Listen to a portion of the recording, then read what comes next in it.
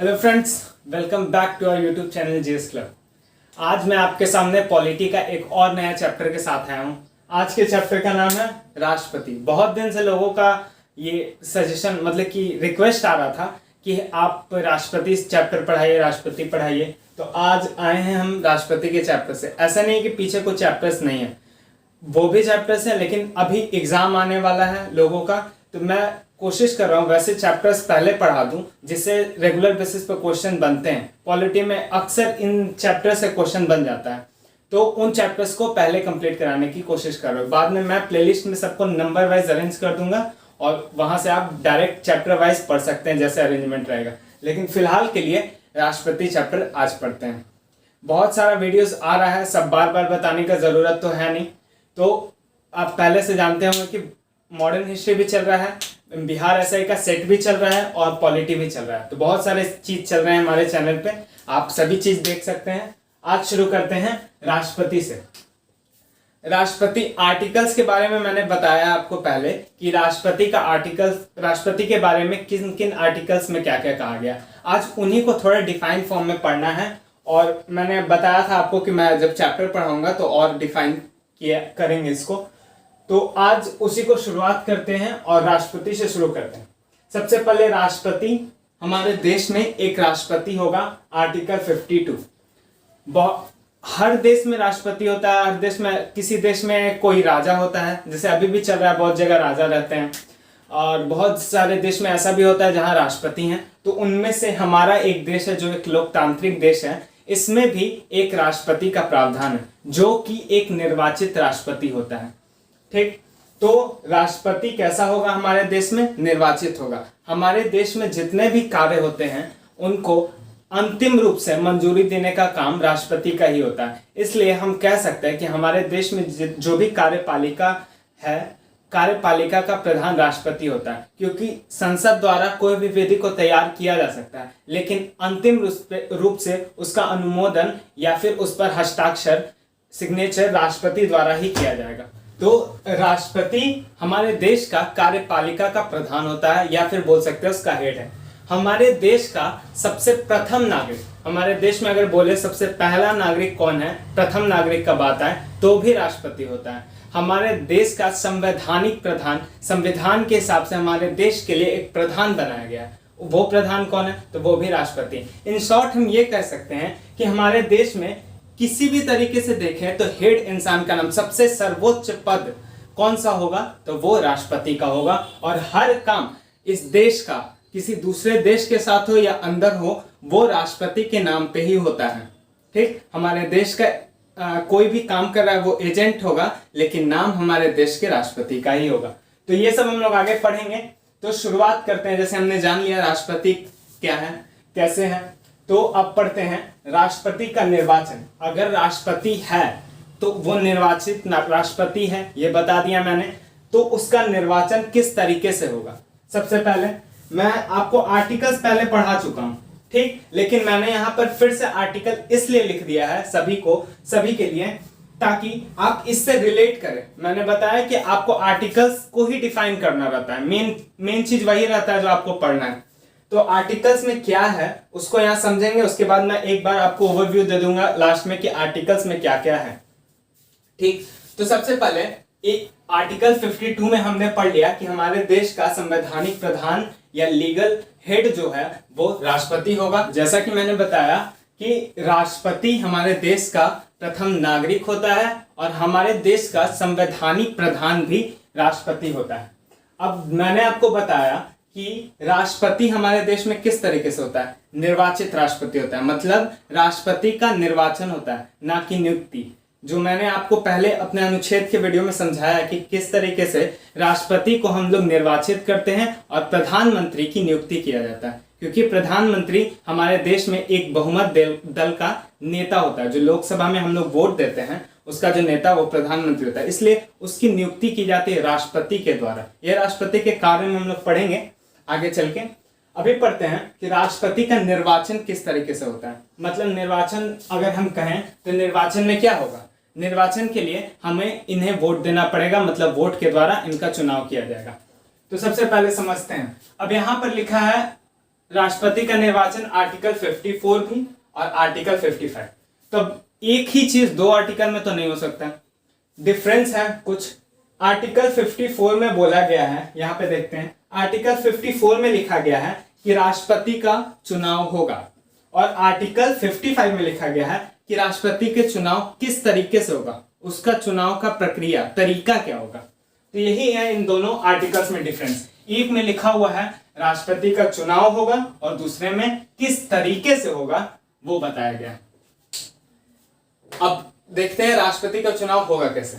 संसद के निर्वाचित सदस्य, संसद में जितने भी निर्वाचित सदस्य हैं जिनको जनता द्वारा निर्वाचित करके भेजा गया है, वो लोग एक विधानसभाओं के निर्वाचित सदस्य, जितने भी राज्य में विधानसभा हैं उनमें जो भी सदस्य निर्वाचित होकर गए हैं, मतलब जनता द्वारा चुन के गए हैं, वो सदस्य, और दिल्ली और पौंडीचेरी जिसको पुदुचेरी भी बोलते हैं, तो दिल्ली और पुदुचेरी में भी विधानसभा है। सबको पता है कि दिल्ली और पुदुचेरी ही ऐसा केंद्र शासित प्रदेश है जहां विधानसभाएं हैं। तो इनके विधानसभाओं में भी जो लोग हैं निर्वाचित सदस्य हैं, उनको भी इसमें भाग लेने का मौका मिला है। और ये पहले नहीं था, ये थर्ड पॉइंट जो है ये पहले नहीं था कि इस तरह ये दिल्ली पुदुचेरी के लोग इसमें भाग नहीं लेते थे, लेकिन अब जब 70वां संविधान संशोधन 1992 हुआ तो उसमें इसको जोड़ दिया गया, क्योंकि बोला गया जिस तरीके से सभी राज्य के विधानसभाओं को मिल रहा है मौका अपने राष्ट्रपति को चुनने के लिए, उसी तरह से दिल्ली और पुडुचेरी में भी विधानसभाएं हैं, बाकी में नहीं है, यहाँ दोनों हैं। तो इन दोनों को भी सेम तरीके से ट्रीट करना चाहिए और इन दोनों को भी मौका मिलना चाहिए कि हम भी अपने राष्ट्रपति को चुने। तो उसी आर्टिकल ये संशोधन के तहत जब 70वां संशोधन हुआ 1992, तो उसमें किया गया कि दिल्ली और पुडुचेरी की विधानसभाओं को भी अपने राष्ट्रपति को चुनने के लिए उसमें भी जो लोग हैं उनको वोट देने का अधिकार मिल गया। तो 3 कंडीशन माना गया, एक संसद, लोकसभा और राज्यसभा में जो भी निर्वाचित सदस्य हैं उनको, विधानसभाओं में निर्वाचित सदस्य हैं उनको, और तीसरा दिल्ली और पुडुचेरी की विधानसभाएं हैं उनको। अब आता है इसमें सिर्फ निर्वाचित लिखा हुआ है, बिना रीजन के तो लिखा नहीं होगा निर्वाचित। तो जैसे सबको पता है कि संसद, जब हम लोग संसद पढ़ेंगे तो उसमें भी देखेंगे, जिस लोकसभा में और राज्यसभा में राष्ट्रपति द्वारा कुछ लोग मनोनीत किए जाते हैं। यह राष्ट्रपति के कार्य में हम लोग आगे पढ़ेंगे, आज तो सिर्फ ओवरव्यू लेना हमको, राष्ट्रपति काफी बड़ा चैप्टर है, उसको अच्छे से डिटेल में कवर करना। तो आज पहले हम ओवरव्यू लेंगे कि राष्ट्रपति है क्या, किस तरीके से उसका काम होता है, और लास्ट में अगले वीडियो में हम लोग पढ़ेंगे इनकी शक्तियां हैं, कुछ कार्यपालिका शक्ति है, कुछ विधायी शक्तियां, अलग अलग शक्तियां, तो उनको भी डीप में पढ़ेंगे। आज से वो ओवरव्यू। तो यहाँ निर्वाचित सदस्य हैं, इसके बारे में कुछ लोकसभा में और राज्यसभा में दोनों में राष्ट्रपति द्वारा कुछ लोगों का मनोनयन किया जाता है, उसमें मनोनीत करते हैं राष्ट्रपति। जैसे लोकसभा में 2 लोगों को मनोनयन किया जाता है इनके द्वारा, और राज्यसभा में 12 लोगों का। तो अगर राष्ट्रपति, मान लीजिए ए राष्ट्रपति है और ये लोकसभा में कुछ लोगों का मनोनीत कर रहा है, तो वो तो ऑटोमेटिकली आ जाएंगे इनके तरफ, वो इन्हीं को वोट देंगे जो पहले के हैं, क्योंकि हमारे संविधान में राष्ट्रपति जो है वो एक राष्ट्रपति जितनी बार चाहे उतनी बार राष्ट्रपति बन सकता है। और इसी का अपोजिट है अमेरिका में एक राष्ट्रपति 2 बार से ज्यादा अधिक बार राष्ट्रपति नहीं बन सकता है। तो यहाँ पर देखा जाता है, मान लीजिए ए राष्ट्रपति है, ये 2 लोगों का लोकसभा में और 12 का राज्यसभा में मनोनयन कर दिया, तो ये 14 लोग जो हैं वो इसके आपस में तो आ ही जाएंगे, इसके तरफ हो ही जाएंगे, तो 14 वोट तो इनको ऐसे ही मिल गया। तो यही सब रीजन होता है कि यहाँ पे मनोनीत लोगों को नहीं लिया जाता है। यही उपराष्ट्रपति जब हम पढ़ेंगे तो उसमें मनोनीत को भी जोड़ा जाता है, क्योंकि उपराष्ट्रपति द्वारा किसी भी इंसान को मनोनयन किया नहीं जाता है किसी भी सभा में, तो इस रीजन से इसको हटाया जाता है। तो यहाँ पे सिर्फ और सिर्फ निर्वाचित सदस्यों के बारे में बोला गया है कि संसद के निर्वाचित सदस्य, दोनों केंद्र वाले, लोकसभा राज्यसभा। फिर जब राज्य में आते हैं तो विधान परिषद के सदस्य नहीं रहते, यहाँ पे मनोनीत नहीं रहते, यहाँ पे भी मनोनीत नहीं रहेंगे, लेकिन विधान परिषद भी नहीं रहेगा। अब विधान परिषद क्यों नहीं रहेगा, इसका भी रीजन है, क्योंकि सारे राज्यों में विधान परिषद नहीं है। हमारे देश में सारे राज्यों में विधान परिषद नहीं है, सिर्फ 6 राज्यों में विधान परिषद के बारे में बताया गया है। तो विधान परिषद सभी राज्यों में है नहीं, तो उनको मैनेज करना पड़ेगा, कहीं से ज़्यादा वोट कहीं से कम वोट, अलग अलग तरीके का प्रॉब्लम होने लगेगा। तो इसलिए सिर्फ और सिर्फ विधानसभाओं के निर्वाचित सदस्यों की वोट देने का अधिकार दिया गया। और तीसरा दिल्ली और पौंडीचेरी, जो मैंने बता दिया, ये तो बाद में जोड़ा गया। 70वां संविधान संशोधन 1992 के तहत बताया गया कि दिल्ली और पौंडीचेरी की विधानसभाओं को भी यह अधिकार है कि वो राष्ट्रपति के निर्वाचन के समय वोट दें। अब यहाँ पर कुछ पॉइंट मैंने नोट करके लिखा है। राष्ट्रपति एवं उपराष्ट्रपति का चुनाव निर्वाचन आयोग द्वारा कराया जाता है। जैसे कि हर चुनाव के लिए निर्वाचन आयोग ही जिम्मेदार है, वही चुनाव करवाता है, उसका रिजल्ट पब्लिश करने का काम, हर चुनाव से रिलेटेड सारा काम चुनाव आयोग ही देखता है। तो यहाँ पर भी निर्वाचन हो रहा है, मतलब चुनाव हो रहा है, भले ही ये अप्रत्यक्ष चुनाव है। अप्रत्यक्ष चुनाव क्या होता है? प्रत्यक्ष चुनाव वो होता है जिसमें हम नागरिक खुद जाते हैं वोट देने के लिए, जैसे लोकसभा का चुनाव या विधानसभा का चुनाव। विधानसभा के चुनाव होता है तो हम लोग खुद जाते हैं वोट देने, लोकसभा का चुनाव होता है तो हम लोग खुद जाते हैं वोट देने। लेकिन अप्रत्यक्ष चुनाव बोलते हैं उसको जिसमें हम लोग खुद नहीं जाते हैं वोट देने, हमारे द्वारा जो लोग वहां संसद में या विधान परिषद में, विधानसभा में बैठे हुए हैं, वो लोग वोट देते हैं और अपने ऊपर पद वाले इंसान को चुनते हैं, जैसे उपराष्ट्रपति, राष्ट्रपति। तो वही मैंने बताया यहाँ पे अप्रत्यक्ष, यहाँ पर अप्रत्यक्ष तरीके से चुनाव होता है, ना कि प्रत्यक्ष, क्योंकि हम लोग राष्ट्रपति के चुनाव में कभी भाग नहीं लेते हैं, हम लोग लोकसभा के चुनाव के लिए भाग लेते हैं, जिससे फिर प्रधानमंत्री चुना जाता है, उनकी नियुक्ति करते हैं राष्ट्रपति। तो यहाँ अप्रत्यक्ष चुनाव, तो किसी भी तरीके का चुनाव हो, प्रत्यक्ष हो या अप्रत्यक्ष हो, चुनाव से रिलेटेड हर काम के लिए एक आयोग का गठन किया गया है, हमारे संविधान में इसके बारे में बताया गया है, तो वो है निर्वाचन आयोग। तो इससे रिलेटेड सारा काम, राष्ट्रपति हो या उपराष्ट्रपति, इसका काम देखेगा कौन? केंद्र चुनाव आयोग। अब फिर आता है राष्ट्रपति और उपराष्ट्रपति के निर्वाचन की अधिसूचना निर्वाचन आयोग द्वारा जारी की जाएगी। तो वही बात है, जितना भी रिलेटेड काम होगा उसका सूची तैयार करना, कितने लोग हैं उसमें, कितने लोग नहीं हैं, कितने लोग खड़े हो रहे हैं चुनाव के लिए, ये सब चीज रिलेटेड जितना भी काम है वो चुनाव आयोग द्वारा ही ना किया जाएगा, क्योंकि चुनाव एक तरीके से चुनाव को पूरा संचालित करने का काम चुनाव आयोग को ही दिया जाता है। तो यहाँ पे वही है चुनाव आयोग, निर्वाचन आयोग के बारे में। राष्ट्रपति उपराष्ट्रपति के निर्वाचन संबंधी विवाद सुप्रीम कोर्ट। लेकिन यहाँ पे एक ट्विस्ट है, जैसे सारा काम निर्वाचन आयोग द्वारा होता है, लेकिन अगर कोई प्रॉब्लम हो, जैसे पता चला कोई योग्यता कम है, किसी जो राष्ट्रपति बनने वाला है उसका योग्यता कम है, गलत लोग खड़े हो गए हैं, गलत तरीके से खड़े हो गए हैं, तो वो जितना भी निपटारा होना है वो हमारा हेड कोर्ट यानी सुप्रीम कोर्ट द्वारा उसको देखा जाएगा कि क्या प्रॉब्लम है, क्यों ऐसा हो रहा है, उसके बारे में सारा काम, मतलब कोई भी विवाद हो तो वो सुप्रीम कोर्ट में जाएगा। इन शॉर्ट ये हुआ राष्ट्रपति के निर्वाचन से रिलेटेड कुछ बात। अब आता है राष्ट्रपति का शपथ। आर्टिकल 60 यहां भी मैंने लिख दिया है शपथ के बारे में, ये तो एक साथ आएगा तो समझ में आ जाएगा अच्छे से। आर्टिकल 60, राष्ट्रपति संविधान के संरक्षण के लिए शपथ लेगा। जैसे हर पोस्ट के लिए शपथ दिलाया जाता है, हर जो भी इंसान राष्ट्रपति, उपराष्ट्रपति, मुख्य न्यायाधीश, प्रधानमंत्री, सभी लोगों को शपथ दिलाया जाता है संविधान की सुरक्षा के लिए, यही सब। तो वहां पर राष्ट्रपति, जबकि सबसे ऊंचा पोस्ट है हमारे देश का, पहला नागरिक है वो, तो उसको भी शपथ दिलाया जाएगा और वो रहेगा आर्टिकल 60 के तहत।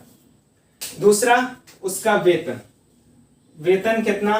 पहले तो नहीं था, पहले कम था वेतन शायद, हाँ पहले 3 लाख था वेतन, कुछ 3 लाख के लगभग था, चेक कर लीजिएगा आप लोग। अभी राष्ट्रपति का वेतन है 5 लाख रुपए, और राष्ट्रपति का वेतन कर मुक्त होता है, मतलब इन्हें अपने पूरे जीवन काल में कर नहीं देना होता, इनके वेतन के लिए कोई इनकम टैक्स नहीं लगता, और कितनी भी बड़ी आपदा आ जाए, कुछ भी हो जाए, उसमें सभी का वेतन, जैसे अभी कोरोना वायरस के समय जैसे कोविड चल रहा है तो बहुत सारे लोगों का वेतन कट रहा है, सरकारी नौकरी में होने के बावजूद भी लोगों का वेतन काटा जा रहा है। MLAs, MP, member of parliament, सभी का कट रहा है, वेतन काटा जा रहा है, लेकिन राष्ट्रपति का वेतन कभी नहीं कटता है, क्योंकि हमारे देश का पहला नागरिक है, उसका हम वेतन कैसे काट सकते हैं? सबसे पहला, सबसे इंपॉर्टेंट आदमी है, तो सभी का भले कट जाएगा, लेकिन राष्ट्रपति का वेतन किसी भी हालत में कटता नहीं है।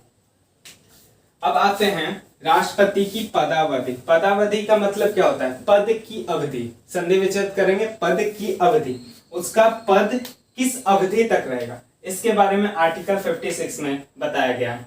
तो मेनली 4 प्रकार होते हैं, जिसमें एक तो सबको पता होगा, और उसको हटा के बोले तो 3 प्रकार होते हैं।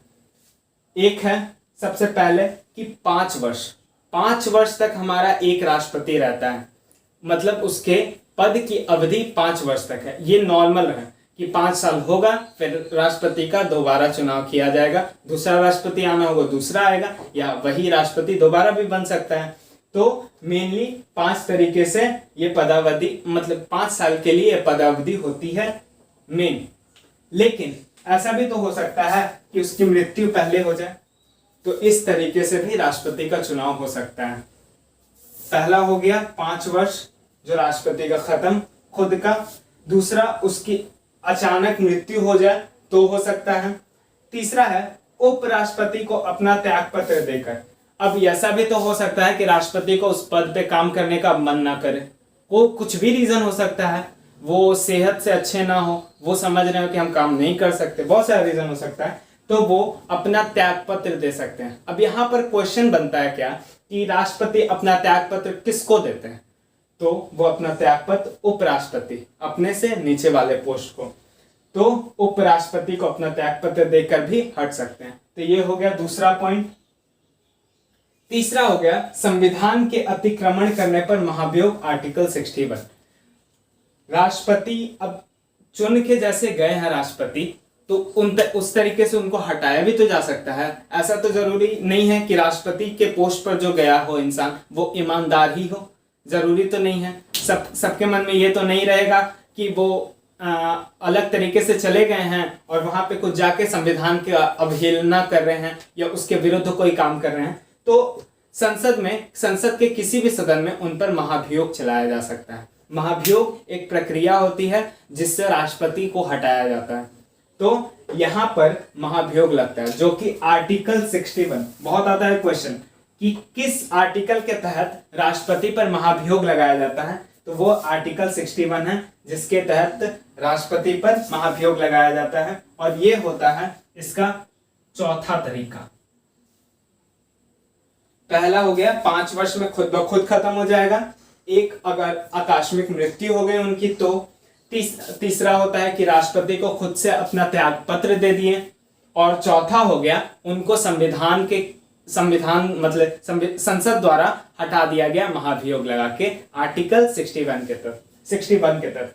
अब ये भी क्वेश्चन आता है कि महाभियोग किस संसद के किस सदन में प्रस्तुत किया जाता है, लोकसभा या राज्यसभा? तो महाभियोग मतलब चलाना हो तो वो लोकसभा या राज्यसभा किसी में पेश किया जाता है। इससे कोई मतलब नहीं है कि किस में पेश किया जा रहा है, बस इसमें होता गया है कि राष्ट्रपति को 14 दिन पहले सूचना देनी होती है कि आप पर महाभियोग लगने वाला। अब इतना बड़ा पोस्ट है तो वो भी तो अपना कुछ सुरक्षा देखेगा ना भाई, कि हमको करना है कि नहीं, हम क्या किए हैं उसको छुपाएंगे कि नहीं छुपाएं, हर तरीके से काम करना है उनको। तो उनको पहले बता दिया जाता है कि आप पर 14 दिन बाद महाभियोग लगेगा, आप अपना सेफ्टी देख लीजिए भाई, जैसे करना है कर लीजिए। तो 14 दिन पहले उन्हें बता दिया जाता है कि आप पर महाभियोग लगने वाला है। अब है राष्ट्रपति की अर्हताएं, ये है आर्टिकल 58 या योग्यता बोले, क्या क्या योग्यता होना चाहिए एक इंसान में, क्या क्या यहाँ पे पढ़ाई लिखाई, यही तो एक जगह है जहाँ इंसान को पढ़ाई लिखाई नहीं देखा जाता, वरना IAS बनो, PCS बनो, ग्रेजुएट होना चाहिए। अभी हम लोग बिहार ऐसे के कैंडिडेट हैं, ग्रेजुएशन हो जाता, कोविड की वजह से अटक गया हमारा ग्रेजुएशन, तो ऐसे का फॉर्म नहीं भर पाए, फाइनल ईयर में अटके पड़े हम लोग। तो यहीं पर है कि कोई बैकग्राउंड क्वालिफिकेशन नहीं चाहिए, पढ़ाई से रिलेटेड कोई क्वालिफिकेशन नहीं चाहिए, एकेडमिक नहीं चाहिए।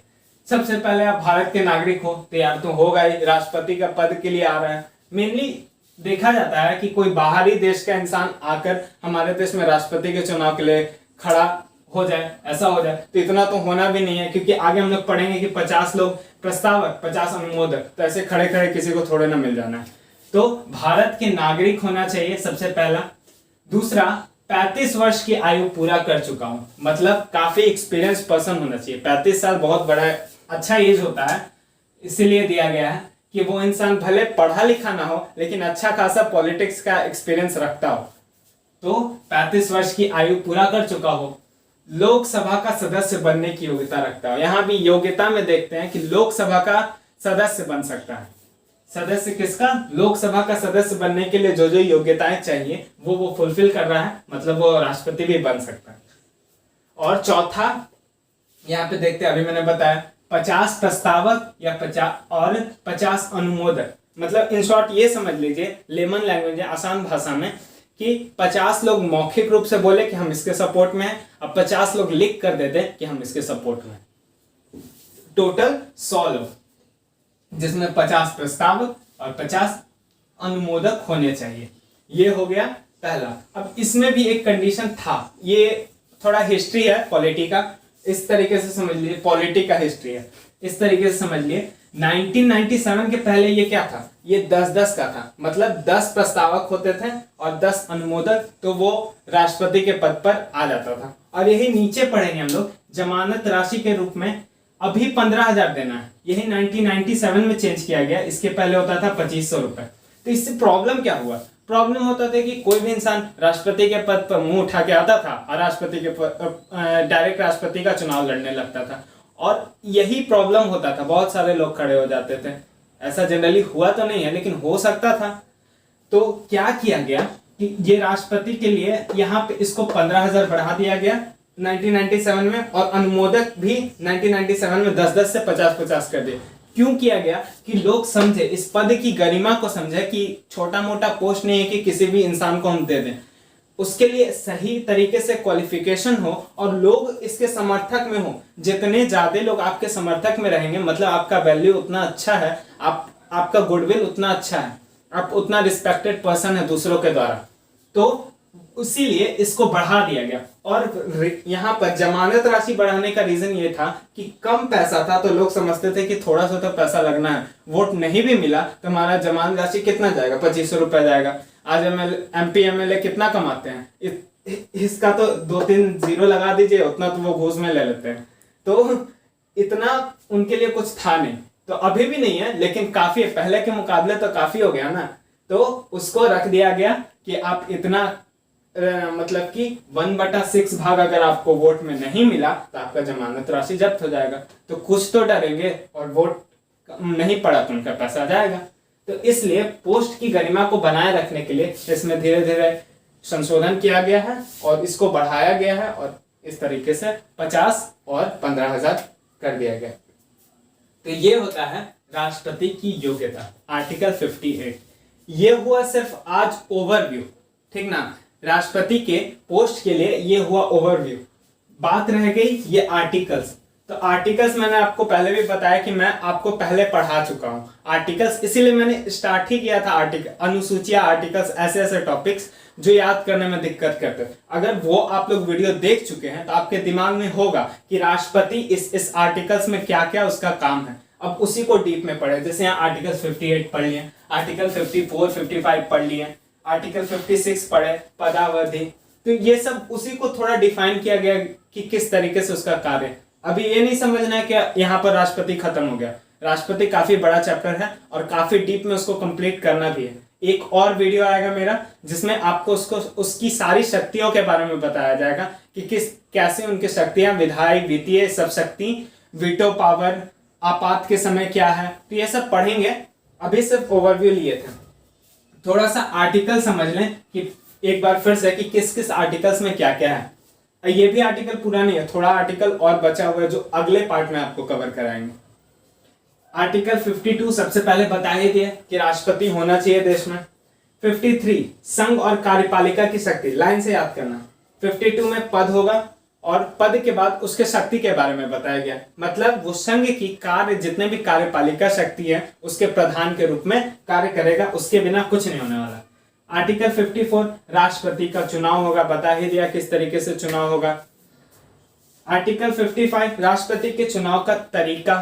ठीक, यही डिफरेंस है यहाँ पे जो मैंने आपको डिफरेंस बताया वो यही है। आर्टिकल 54 में चुनाव के द्वारा हम राष्ट्रपति को चुनेंगे, लेकिन वो चुनाव किस तरीके से होगा वो जानना है आर्टिकल 55 में। 56 में राष्ट्रपति का कार्यकाल, यहाँ पे पढ़ लिया हमने राष्ट्रपति की पदावधि। आर्टिकल 56 राष्ट्रपति का कार्यकाल जो 5 वर्ष के लिए होता है, मेनली 5 वर्ष के लिए ही होता है। और इसमें जब अगर समझ लेते हैं, जब 5 साल खत्म होता है तो इसमें होता क्या है कि 6 माह के अंदर आपको, मार्कर भी यार चलता नहीं है, 6 माह के अंदर दोबारा राष्ट्रपति का चुनाव करा लेना है। और इसमें होता क्या है कि अगर जब तक चुनाव नहीं होता है तब तक पुराना वाला जो राष्ट्रपति है वही बैठा रहेगा अपने पोस्ट पर, मतलब उस सीट को खाली नहीं होने देना। देश का सर्वोच्च सीट है, उसको हम कैसे खाली छोड़ सकते हैं? तो वो पहला आदमी बैठा रहेगा जब तक चुनाव कंप्लीट, लेट हो जितना भी टाइम हो वो होना ही होना है। तो 6 माह एक एक्सपेक्टेड टाइम दिया गया कि इतना के अंदर आपको करा ही लेना है, जो निर्वाचन आयोग द्वारा होता है। तो यहाँ पर राष्ट्रपति का कार्यकाल 58 में पढ़ लिया हमने योग्यता। 60 में शपथ के बारे में पढ़ लिया हमने यहाँ। 61 महाभियोग बता ही दिया आर्टिकल 60। तो आर्टिकल 60 हो गया शपथ, आर्टिकल 61 हो गया महाभियोग, जो राष्ट्रपति पे महाभियोग लगाया जाता है जब वो लगे संसद को कि वो संविधान के अनुकूल काम नहीं कर रहा है, कुछ घपला हो रहा है वहां, तो उस तरीके से आर्टिकल 61 के तहत वहां महाभियोग लगाया जाता है, उन पर महाभियोग चलाया जाता है। महाभियोग में थोड़ा कंडीशन होता है, उनको 14 दिन पहले सूचना देनी होती है राष्ट्रपति को। संसद वाले राष्ट्रपति को बताएंगे कि आप पर महाभियोग चलना है, जो मैंने आपको बता दिया। इसमें सबसे पहले किसी भी सदन में, लोकसभा हो या राज्यसभा, किसी भी सदन में इसमें इन पे महाभियोग शुरुआत किया जा सकता है। किसी में भी महाभियोग का प्रस्ताव पेश किया जा सकता है। जिसमें भी पेश किया जाएगा वहां पर 1/4 लोग उसके अनुमोदक होने चाहिए, मतलब लिखित रूप में दें कि हाँ ऐसा कुछ काम हुआ है तो वहां पे हम चाहते हैं कि इन पर महाभियोग लगे। और दूसरा में जाए तो 2/3 मत से ये पास होना चाहिए, और दूसरा वाला सदन ही इस पर जांच वाच बैठाता है। जो भी काम करना है जांच से रिलेटेड दूसरा सदन करेगा, देखेगा कि क्या है कैसे है। उसके बाद 2/3 से ये विशेष बहुमत द्वारा पारित होता है तो राष्ट्रपति पर महाभियोग लग जाता है। तो ये है महाभियोग की प्रक्रिया, जो आगे हम लोग पढ़ेंगे। ये सब आगे राष्ट्रपति में ही पढ़ना, अभी तो बता दिया ऐसे ही। तो आर्टिकल 61 में महाभियोग। आर्टिकल 111 ये विधेयक के प्रति विशेष शक्ति, राष्ट्रपति के विधेयक जो हम लोग कल पढ़ेंगे कि विधेयक के प्रति उनकी कुछ विशेष शक्तियां भी हैं कि वो पास कर सकते हैं, वो खुद के पास रख लेंगे, वीटो पावर, ये सब विशेष पावर ही है राष्ट्रपति का, जो अभी बताने से फायदा नहीं है, वीडियो खाली लंबा हो जाएगा। पूरा शॉर्ट फॉर्म में पढ़ना है, 2 पार्ट में बनेगा तो 2 पार्ट में बनाएंगे, उसको वैसे करके कंप्लीट कराना है। बर्डन लेने से अच्छा है 2 पार्ट में हम लोग पढ़ लें। आर्टिकल 123 एक अध्यादेश जारी करने का, ये बताया मैंने आर्टिकल्स वाले वीडियो में, मैंने ये बता रखा आपको कि आर्टिकल 123 के तहत राष्ट्रपति को अध्यादेश जारी करने का शक्ति प्राप्त है। अध्यादेश क्या होता है? अध्यादेश में होता है जैसे सदन का सत्र ना चल रहा, मतलब कि वहां पे बैठक नहीं हो रहा और राष्ट्रपति को लग रहा है कि ये कानून बनाना बहुत जरूरी है, तो वो उस समय बिना सत्र में पास किए वो कानून बना सकता है, ये पावर है उसके पास। ठीक, तो ये हो गया अध्यादेश वाला पावर। इसका वैलिड रहता है ये 6 मंथ तक, और उसके बाद इसको संसद में पास करवाना रहता है, वरना ये हट जाता है। आर्टिकल 143 मुख्य न्यायाधीश से सलाह। आर्टिकल 143 में मुख्य न्यायाधीश राष्ट्रपति, अगर चाहे राष्ट्रपति तो मुख्य न्यायाधीश से सलाह ले सकता है। तो ये हुआ आज राष्ट्रपति का ओवरव्यू। ठीक, नहीं बोलेंगे पूरा कंप्लीट करा दिए क्योंकि पूरा कंप्लीट हुआ नहीं है। ये तो था थोड़ा फैक्चुअल पॉइंट जो क्वेश्चन पूछा जाता है लोअर और हायर दोनों में, लेकिन आगे कुछ कॉन्सेप्चुअल भी है। जैसे शक्तियां जब हम लोग पढ़ेंगे तो वो खाली कॉन्सेप्ट है, उसमें ज्यादा फैक्ट नहीं आएंगे, तो उसको भी पढ़ना बाकी है। तो ये पहला पार्ट हुआ राष्ट्रपति का, और ये रहा फैक्चुअल, मेनली फैक्चुअल ही है। तो कैसा लगा आपको ये हमें बिल्कुल कमेंट में बताइए। और जो हमारा पॉलिटी का वीडियो लेट हो रहा है तो हम लोग भी स्टूडेंट्स है भाई, थोड़ा इधर उधर करना पड़ता है, थोड़ा मेहनत वाला काम है, तो वीडियो भी बनाना रहता है, एक दिन में 2-2 वीडियो आ जाता है, कभी कभी कभी एक भी नहीं आता है, तो सब कंडीशन के हिसाब से है। तो देखते रहिए, हमारा आगे वीडियो चलते रहेगा। लेकिन ये कंफर्म है कि कंप्लीट कराऊंगा, एक सब्जेक्ट पकड़ा हो तो उसको कंप्लीट कराने के बाद ही दूसरे सब्जेक्ट में जाएं। तो तब तक के लिए लाइक करिए, सब्सक्राइब करिए हमारे चैनल को और देखते रहिए हमारा channel GS club. Thank you.